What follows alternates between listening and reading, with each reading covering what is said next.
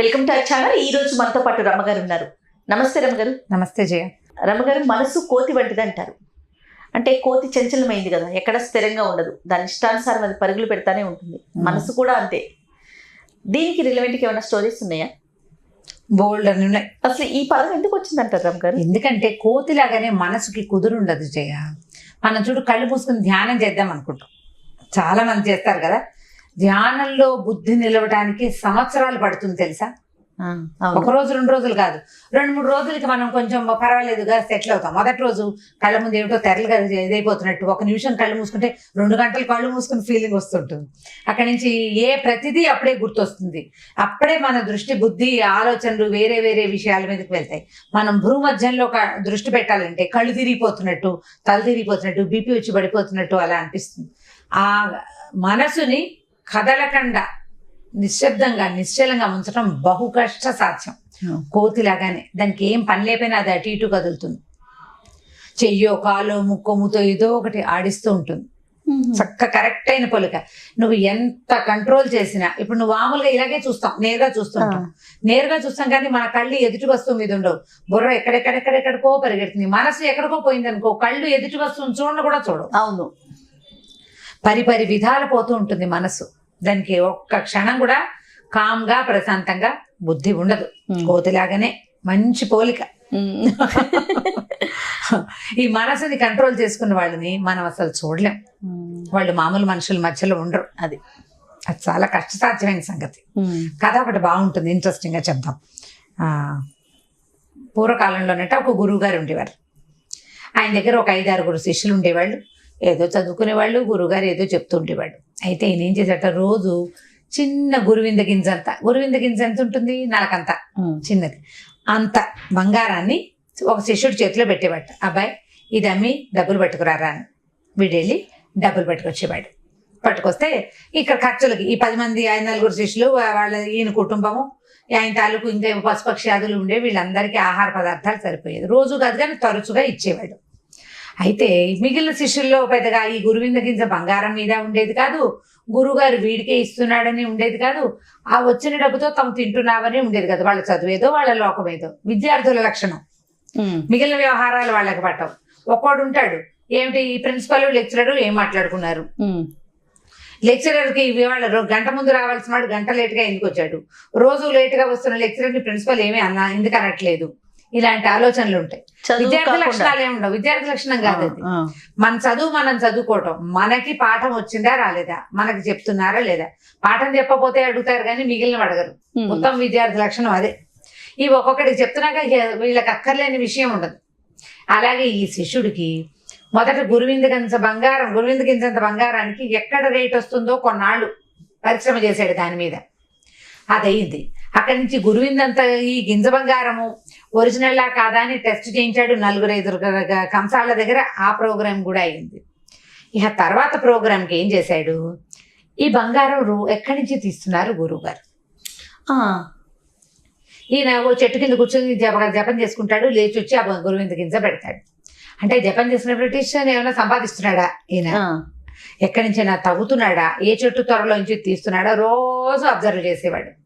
చేయగా కొన్నాళ్ళకి అడిగేశాడు అనమాట గురువుగారు. బంగారం ఎక్కడదండి అంటే ఈయన కతుక్కుమన్నాడు. ఆయనకి ఒక పాత దొరికింది. దాంట్లో నుంచి దాన్ని తీసుకుంటున్నాడు. పాత అంటే ఎక్కడో మన పాత పెట్టిన బంగారం అనమాట, ఎక్కడదో ఒక పాత కాలం అన్నట్టుది. దాంట్లో నుంచి ఒక చిన్న ముక్కలు చేసి వాటిని కరగబెట్టి చిన్నగా చేసి పెట్టుకున్నాడు. ఆ ముక్క తీసుకొచ్చి ఇస్తాడు. ఇప్పుడు అది చెప్తే వీడికి ఇంకేముంది, నాకు బంగారం చేయటం వచ్చురా అబ్బి, తయారు చేయటం వచ్చు. గురువు ఆజ్ఞ ప్రకారం ఆయన ఇన్ని రోజులకు ఒకసారి గురువింద గింజంతా చేయమన్నాడు. అది చేస్తున్నాను. శిష్యులకి విద్యార్థులకి భోజనం పెట్టమన్నాడు. అది చేస్తున్నామన్నాడు. అక్కడి నుంచి కుర్రాడు వెంటనే అప్పటి నుంచి గురువు గారికి కుడి చెయ్యి ఎడం చెయ్యి అన్ని వాడే అయిపోయాడు. ఆ బంగారం తయారు చేసే మార్గం ఏంటో తెలుసుకోవాలి. ఇక రోజు గురువు గారు చెప్పని పని చేత్తో చెప్పిన కాలుతో చెప్పిన పని చేత్తో చేసేసేవాడు అనమాట. బహుశ్రద్ధగా ఆయన చెప్పింది విని ఆయన వెనకాలే తిరిగేవాడు. చాన్నాళ్ళు అయ్యాక కొంతమంది విద్యార్థులు వెళ్ళిపోయారు, కొత్త విద్యార్థులు ఎవరూ చేరారు. ఈ కుర్రాడు అడిగాడు, ఈ కుర్రాడు కూడా చదువైపోయాడు, వెళ్ళిపోతానన్నాడు. గురువు అనేసరికి ఆయన అన్నాడు, నాయన నువ్వు ఎంతో మంచివాడివిరా, చక్కగా సేవించావు నన్ను, మిగిలిన పిల్లలంతా వాళ్ళ చదువేదో వాళ్ళ లోకమేదో, నువ్వు మాత్రం చాలా బాగా సేవించావు. నీకేమన్నా కావాలంటే చెప్పు, ఏదైనా నువ్వు చదువుకోదలుచుకున్నావు, ఏదైనా నువ్వు నేర్చుకుంటావా, నీ ఏమంటారు జీవితానికి ఉపయోగపడేది ఏదైనా అడిగితే చెప్తానన్నాడు. గురుగారు నాకు అవి ఇవి వద్దండి, ఆ బంగారం చేసే మార్గం ఏమిటో చెప్పండి అన్నాడు. అనేసరికి నా గురువుగారు అమ్మ దొరికాను రా వీడికి అని అనుకుని బాగా ఆలోచించాడు. ఈ లోపల వీడి కళ్ళు మూసుకుని ఆలోచిస్తున్నాడు. బంగారం కనుక ఇస్తే, తయారు చేసే విద్య వస్తే నేను ఇల్లు కట్టచ్చు, వాకిళ్ళు కట్టచ్చు, మేడలు కట్టచ్చు, ఒక వాడంతా బంగారంతో చేసుకోవచ్చు.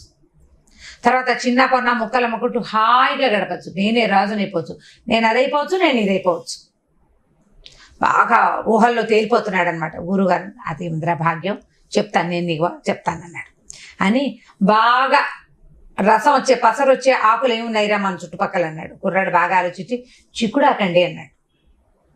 చిక్కుడాకులో బాగా ఆకు నలిపితే సులువుగా నలిగిపోతుంది, మెత్తట పసరు వస్తుంది, ఆకు పసరు బాగా వస్తుంది. అయితే సరేరా నేను నీకు ఒక మంత్రం చెప్తానని చెవిలో ఒక మంత్రం చెప్పాడు. నువ్వేం చేయాలంటే రాత్రిపూట ఈ మంత్రం బాగా జపించు 108 సార్లు. చిక్కుడాకుల రసాన్ని ఏ రాయి మీద పోసినా నీకు వెంటనే ఈ మంత్రం వల్ల బంగారం అయిపోతుంది.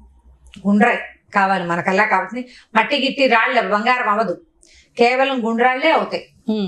కొండరాళ్ళు అవి ఉంటాయి కదా, వాటిని సంపాదించుకోకాల్సింది. ఆ కొండరాయి ఓ చోట పెట్టి ఈ మంత్రాన్ని 108 సార్లు పునశ్చరణ చేసి చిక్కుడు రసం కనుక దాని మీద పోసి ఆ మంత్రాన్ని చదువుతుండగా కనుక పోసావా బంగారం అయిపోతుంది. దీనికి ఒకే ఒక్క నియమం ఉందిరా, ఈ పని చేసేటప్పుడు నువ్వు కోతిని గుర్తు చేసుకోకూడదు, కోతి మాట తాగకూడదు. కోతిని తలిచావా బంగారం అవ్వదు, కోతిని తలుచుకోకుండా ఉండాలి. అది ఎంత భాగ్యం అసలు! కోతి ఎందుకు మనకి, కోతి ఎక్కర్లేదు. సరే ఈయన రెడీ అయిపోయాడు. అలాగే గురుగారు అని ఆ గురుగారికి దండం పెట్టాడు. గురువమ్మ గారికి వెళ్ళొస్తానన్నాడు. సరే తన చిన్న జూనియర్లు వాళ్ళు వీళ్ళందరికీ బాయ్ బాయ్ చెప్పేశాడు. బంగారం చేసేసుకోబోతున్నానని ఆనందంతో కాలు తేలిపోతుండగా ఆనందంతో ఇంటి దారి పెట్టాడు. వెళ్ళే దారిలో దొరికిన గుండ్రాళ్ళన్నీ చచ్చి చెడి మూసిపోయాడు. ఇంటికి గుండ్రాయే కావాలన్నారు కదా, అన్నీ మూసుకెళ్ళాడు. సరే ఏం చేశాడు, ఇప్పుడు ముందు చిక్కుడు పాత సంపాదించాలి. ఏం చేశాడు, వెళ్ళే దారిలోనే ఏదో మార్కెట్ కనపడితే చిక్కుడు గింజలు దొరుకుతాయేమో చూసుకుని, ఇప్పుడు ఆల్రెడీ ఉన్న చిక్కుడు పాత అనుకో ముదర ఆకులు ఉంటాయి, బాగా రసం వస్తుందో రాదు. ఫ్రెష్గా మనం ఒక చెట్టు పెంచుకుంటే ఫ్రెష్ ఆకులకి రసం బాగా వస్తుంది. ఎంత చిక్కుడు రసం పోస్తే, ఆకు రసం పోస్తే అంత బంగారం. అందుకని చిక్కుడు గింజలు పట్టుకెళ్ళాడు. ఇంటికి వెళ్ళి అమ్మ నాన్న అందరినీ పలకరించాడు, అది ఇది చెప్పుకున్నాడు. చిక్కుడు గింజలు పాతాడు. బోలెడు చిక్కుడు పాదులు వచ్చినాయి, అన్నీ గుబురుగా పాకిచ్చాడు. ముళ్ళ కంచెలు అవి పెట్టి చిక్కుడు పాదులకి వాటికి ఏం చేస్తారు, చిక్కుడు పాదు పెట్టాక అది సెలేస్తుంది, తీగేయంగానే ఓ చెట్టు కొమ్మ ఒకటి పెద్దది ముళ్ళ కొమ్మ అయినా పర్వాలేదు కొట్టి దాని పక్కనే పాతేమనుకో ఈ కొమ్మ చుట్టుతా పాకేస్తుంది. అట్లా కంచెల మీదకి పాకిస్తే ఎంచక్క చిక్కుడుకాయలు కాస్తాయి, అంతకంటే ఎంచక్క ఆకులు ఉంటాయి. సరే చిక్కుడు పాదులు బాగా దృఢంగా పెరగంగానే ఒక రాత్రి ముహూర్తం పెట్టుకున్నాడు. తన నక్షత్రానికి సూట్ అయ్యేది మనకి ఉన్నాయి కదా సంపద కలిగించేవి, అవి మంచి నక్షత్రం తారాబలం గ్రహబలాలు అన్ని చూసుకుని మనకు సంపత్తార అయ్యే తారని వెతుక్కున్నాడు. ఆ రోజు పొద్దున్నుంచి సాయంత్రం రాత్రి 108 సార్లు జపం చేస్తే ఉంది. పొద్దున్నుంచి పునశ్చరణ చేయాలని గురుగారు ఆజ్ఞ ఇచ్చిన మొత్తం ఆ శ్లోకాలన్నింటినీ బాగా జపం చేశాడు. రాత్రి ఎవరూ లేకుండా చీకట్లో కూర్చున్నాడు. చిక్కుడాకులు నూరాడు, కల్వంలో రసం రెడీగా పెట్టుకున్నాడు. ఈ గుండ్రాయి పెట్టాడు. ఇప్పుడు మనం ఏం చేయాలి, ఏం చేయకూడదు, కోతిని గుర్తు తెచ్చుకోకూడదు అని గుర్తొచ్చింది. కోతిని నేను ఎందుకు గుర్తు చేసుకుంటాను, కోతి నా మనసులో కూడా రాదు అని అనుకుని రసం పిండాడు. రాలా, బంగారం అవ్వలేదు. అదేంటి, నేను కోతిని గుర్తు చేసుకోలేదు కదా, అయినా కూడా బంగారం అవ్వలేదేంటి అనుకున్నాడు. మళ్ళీ పిండాడు. కోతి కాదేమో ఇంకొకటి ఏదో అయ్యి ఉంటుంది అనుకున్నాడు. మళ్ళీ పిండాడు. వీడు వద్దన్నా కోతి మనసులోకి వస్తూనే ఉంటుంది, తలుస్తూనే ఉన్నాడు కదా. కోతి ఏంది గుర్తు చేసుకోకూడదు, కోతిని. నేనెందుకు గుర్తు చేసుకుంటాను, కోతినేనా కాదా, ఎన్నైనాయి రాలేదు. అయ్యో నేను ఏదో పొరపాటు చేశాను, మళ్ళీ చేద్దాం అనుకున్నాడు. ఈసారి పొద్దు నుంచి జపం చేయలే. తారాబలం సంపత్తార కాకుండా ఇంకో తార చూసుకున్నాడు, సాధారణ తార చూసుకుని పెట్టుకున్నాడు. ఈ రోజు రాత్రి కూడా ఇక 5 పెట్టుకోపోతుంటే చెట్టు మీద కోతున్నట్టుగా ఫీలింగ్ వచ్చింది. ఎన్ని రోజులు ప్రయత్నం చేసినా ఆ కోతి పదం రాకుండా అతను ఆ పని చేయలేకపోయాడు. గురువుగారి ఉద్దేశం ఏమిటి, వీడికి ఆ బంగారం పని చెప్పాలి, చెప్పకూడదు. ఎప్పటికీ వాడు బంగారం చేయలేడు. ఎందుకంటే మనం ఏదైనా చెయ్యకూడదు అని అంటే దాని మీదకే మనసు వెళ్తుంది. మన మనసు కోతి లాంటిది. ఎస్. అందుకని ఈ కోతి పదాన్ని అందించాడనమాట. నేను కోతిని గుర్తు చేసుకోలేదు, అయినా ఇది ఎందుకు రాలేదు అనుకోగానే తనేసింది. ఇప్పుడు నిజంగా ఆ మంత్రం పనిచేస్తుందో లేదో, ఈ చిక్కుడుకాయ రసం, చిక్కుడాకు రసం పనిచేస్తుందో లేదో వాడికి తెలియదు శిష్యుడికి. అవును. నేను కోతిని గుర్తు చేసుకుంటున్నాను కాబట్టి ఈ పని అవ్వట్లేదు. పాపం గురువు గారు మహానుభావులు మంత్రం ఇచ్చారు, అయినా అవ్వట్లేదు. వద్దు అన్న పనిని పదే పదే చేస్తుంది మనసు. మనం ఏది చెయ్యకూడదో దానికి ప్రేరేపిస్తూ ఉంటుంది. చెయ్యకూడని పనికి అది అట్రాక్టివ్గా, ఆకర్షణీయంగా కనపడుతుంది. కోతి బుద్ధి, దానికి అక్కర్లేనిది ఏముండదు, అన్నీ కావాలి దానికి. మనసు కూడా అంతే. దాన్ని నిగ్రహించుకోవటం, దాన్ని లైన్లో పెట్టుకోవటం, దాంతో చెప్పిన మాట వినిపించడం బహు కష్ట సాధ్యం. ఎస్. సామాన్యుల వల్ల కాదు. చాలా ధీరోదాత్తత కావాలి దానికి. కష్టపడి ట్రై చేసి సాధించాలి. మనకు బాగా వయసు వచ్చేదాకా రాదు. కొంతమందికి వయసు వచ్చినా రాదు. దానికి ఏం చేయలేం కదా. పిల్లలకి చెప్పేటప్పుడు ఏంటంటే కొంత కంట్రోల్ ఉంచుకోవాలి, సంయమనం ఉంచుకోవాలి అని చెప్పేటప్పుడు ఈ కథని చెప్పచ్చు. చాలా బాగుంది రమ్మగారు. నిజంగానే మనసు కోతి వంటిది. కరెక్ట్ గా వచ్చింది చూడు. యాప్ట్ అవుతా ఉంది. రైట్ అండి. ఇంకొక స్టోరీతో మళ్ళీ కలుద్దాం. నమస్తే రమ్మగారు. నమస్తే జయ. ఇక ఈ వీడియో కనుక మీకు నచ్చినట్లయితే లైక్ చేయండి, షేర్ చేయండి. మరిన్ని వీడియోస్ కోసం మా ఛానల్ని సబ్స్క్రైబ్ చేసుకోండి.